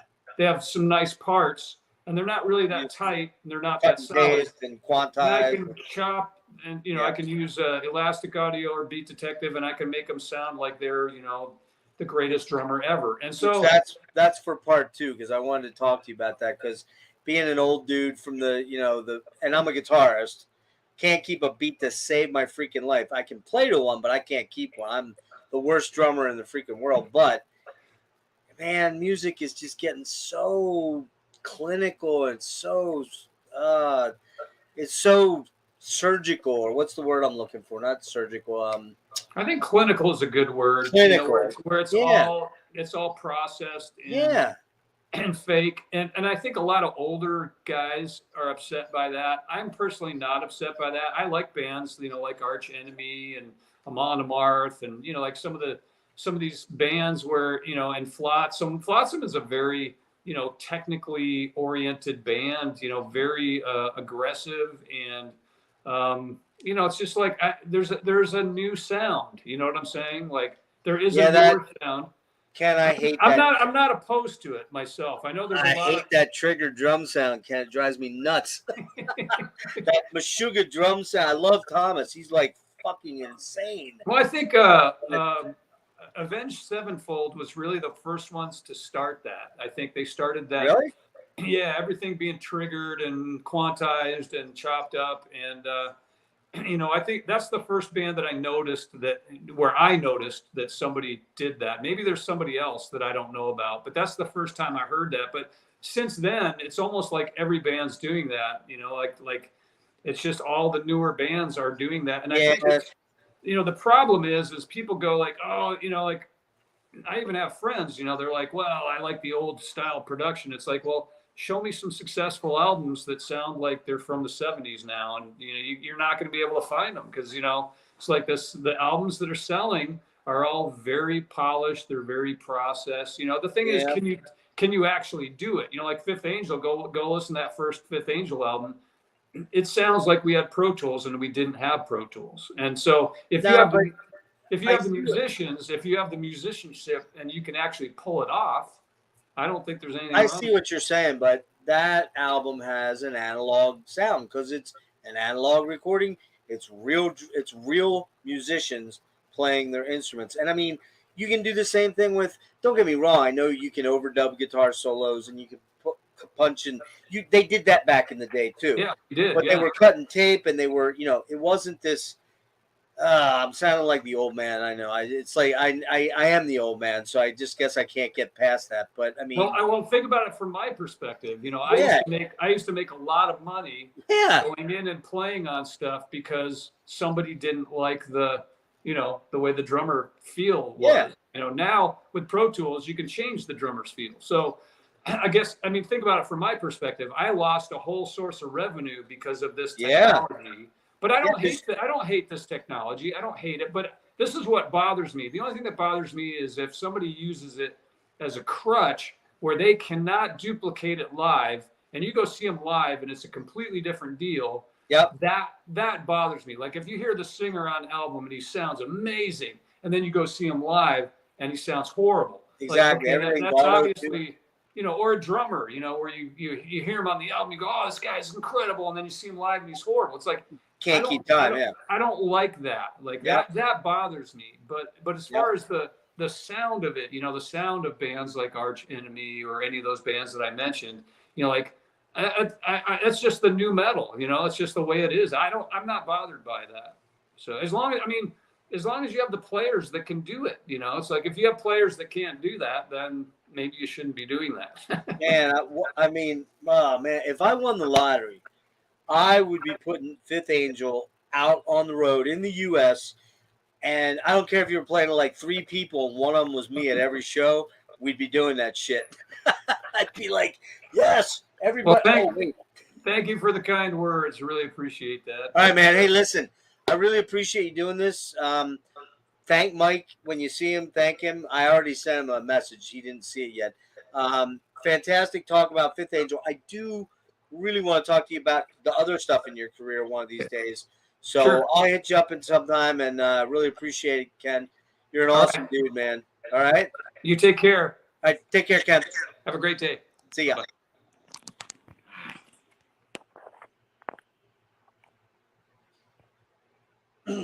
Wow. Cool, man. All right, well, that was cool. I really appreciate Ken coming on. What a super duper duper duper guy. Upcoming thing, this Yob deep dive next Sunday. This coming Sunday with Kellen and who else do I have on there? Logan, Drunken Metal Music, and Kellen Killing for Company. Friday, Tim Bonas of No Man. That's going to be a killer interview. Next Monday, and he goofed because he thought it was this Monday. I got a message from Xander Bradley from Cryptic Shift saying, "Hey, I'm ready when you are." I'm like, "I'm not ready for you. That's next week." He's like, "Oh shit, I goofed." Yeah, guys, thank you very much. I appreciate that. Thanks, Kyle. Thanks, Nick. Thanks, Alakazam. Thank you, man. So yeah, Xander Bradley's next Monday at 2 p.m. my time, Eastern. And then Thursday night at 10 p.m. is going to be Max Phelps from Death to All Cynic and Exist. And like I said, Xander Bradley from Cryptic Shift next Monday. This Sunday, Yob Deep Dive. And I just got a confirmation from, I am so stoked about this. We don't have it set up yet, but I'm so excited. I have to tell you guys, I have Marissa Nadler coming on. I am so stoked. She's like my favorite, I don't even know what, doom folk, I guess you'd call it, sort of kind of thing. She is so incredible. I'm so stoked to see, to talk to her about her career. Love her voice, love her albums, love her guitar playing. She's just amazing. Thanks, Peter. Appreciate it. Yeah, so go watch the beginning of this thing, man. It was killer interview, and can't thank Ken enough. And once again, Mike Gabi helped me set this up. He was just absolutely wonderful. And yeah, so I think that's it, guys. I'm gonna hightail it out of here. Appreciate all your support, and leave a comment. Give me a couple comments, even if it's just, hey, great job or whatever, because I need to ramp the comments up a little bit so I can catch up to Nick over there at Thralls. I only have like 13,500 subs to go or something. Thank you, Phil. Appreciate you guys. You guys rule. I'm going to head out. All right. I'm going to get some sleep because I've been up over 24 hours. Long story, don't ask. Peace.